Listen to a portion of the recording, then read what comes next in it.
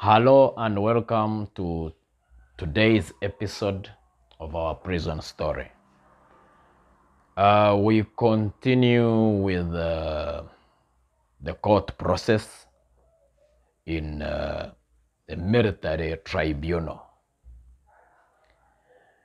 Like we said last time, the military courts in the DRC leave a lot to be desired when it comes to dispensing justice. Like we pointed out, the environment itself is first and foremost not that encouraging. We saw that judges take alcohol within the precincts of court before they preside over cases. That leaves doubt in the minds of the accused that actually they are likely to get justice.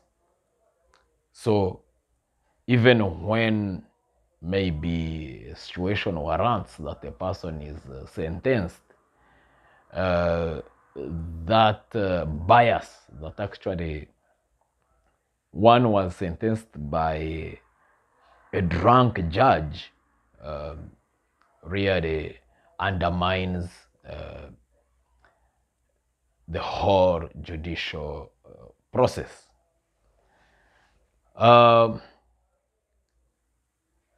When we went to court, we were treated to a different system. Because, of course, I was not new to court processes, but I was new to a military tribunal and in a foreign land. So, once you go to court, before court commences, the court will be called to order.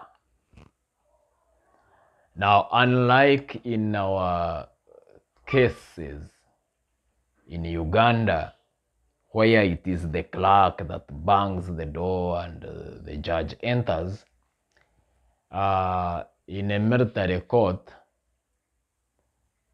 the judges will take their seats, everybody will take their seats, and once the quorum is constituted, then the sergeant at arms, I think the equivalent of the sergeant at arms, who is normally an ajda. An ajda is the equivalent of our warrant officer, will call the court to order. So he will shout his command, militaire, tribunal militaire, debout, and everybody will stand at alert. And then he will march to where the judges are and salute the president of the court and make the presentation of the arms, because there are normally two sergeants at arms. One is armed, the other one is not armed. So the one that is armed will, hold his weapon like he's on a parade. And then the other one, the senior, is the one that will present the court to the judge. Once that process is over, then the court clerk, called the greffier, will do a roll call of everybody that is supposed to be present in court that day. So they will read out the names, and then the files will be handed over to the judge. if a single person is missing, especially for the co-accused, if you are, for example, 10 on a fire and one is missing, that day court will not proceed. If a single accused person is not represented by a lawyer, that day court will not proceed. So there are always very many grounds on which to adjourn cases. So if you are lucky that everybody is present and it is the first time one is appearing before court, then the first item or the first procedure is to do what they call identification.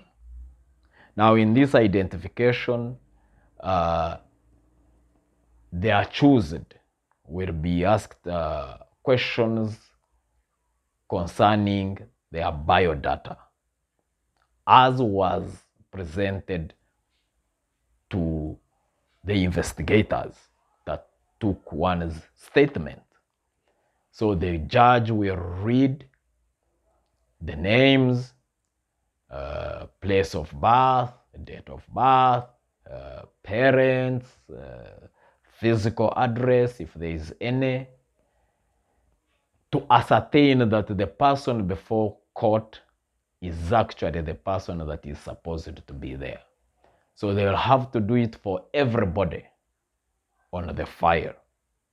Once that process is finished, then you go to the next stage, which is now the accused explaining the circumstances under which they were arrested. So in my case, of course, I was asked how I was arrested, and I recounted the whole experience, how we were Ugandan opposition that were running away from harassment and seeking refuge to a third country, and how we presented ourselves to the immigration on the Congolese side, and how instead of helping us, of course, they arrested us, and all the circumstances that surrounded our arrest up to the point when we appeared in court.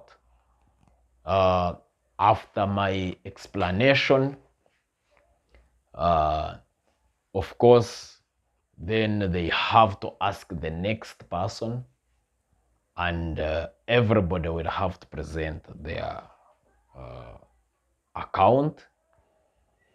And once they are done, then you go to the next stage. Now, in my case, I was accused with other people on my file that I did not know. We were 7 in all because I had been separated from my other colleagues. So we were 7. We were 2 Ugandans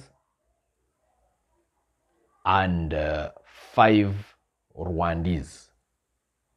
So, but everybody had been arrested under their own circumstances at different dates, different places, and under different circumstances.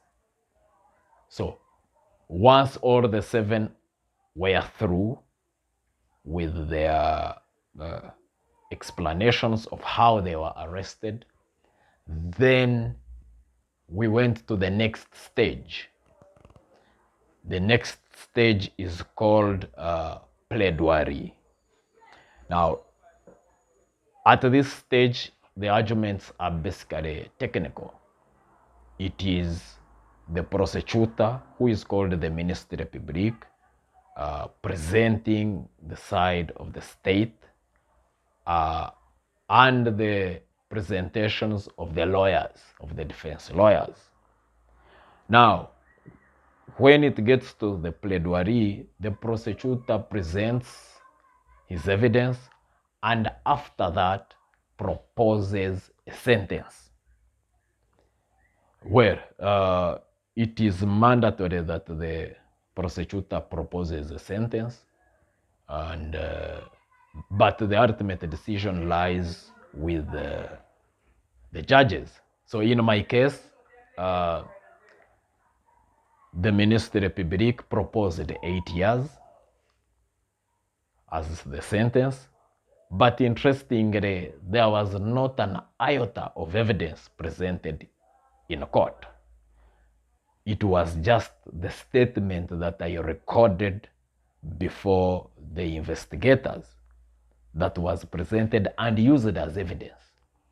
Now, in that statement, of course, I had narrated exactly what happened, the reasons why we had run away, and how we ended up being arrested and spending all those years without being informed. Because the investigators would come to take statements, but they would never tell us what case we were being accused of. So they would just come to get statements to ask us how and what circumstances we were arrested and things like that. So that is the evidence that the prosecution had.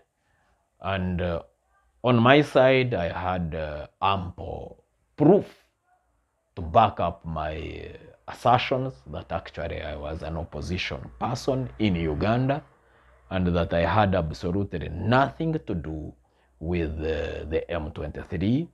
I also had letters from the party to show that I was a member of the party. And of course, thanks to the media, which had covered my story quite extensively, I also referred the courts to the internet to furnish themselves with adequate information concerning my case, which would, I hoped, would have helped them to make a more informed judgment concerning the allegations that had been leveled against me. So, on the whole, I think of the 7, I was luckier than the others, that I was proposed 8 years. The others were proposed 10 years. And after the plaidoirie, of course, we now had to go through the agonizing period of waiting for judgment, which between the plaidoirie and the final ruling took almost 2 months. Yeah. So one thing about the Congolese system is that unlike in Uganda, the accused appear in court every week. So the accused will always know, and they have a fixed date. So you either know your date is Thursday, like my case, it was every Thursday. So you know every Thursday, every week, you have court, unless something happens. Yeah. So thank you for watching. We will proceed from there next time. May God bless you.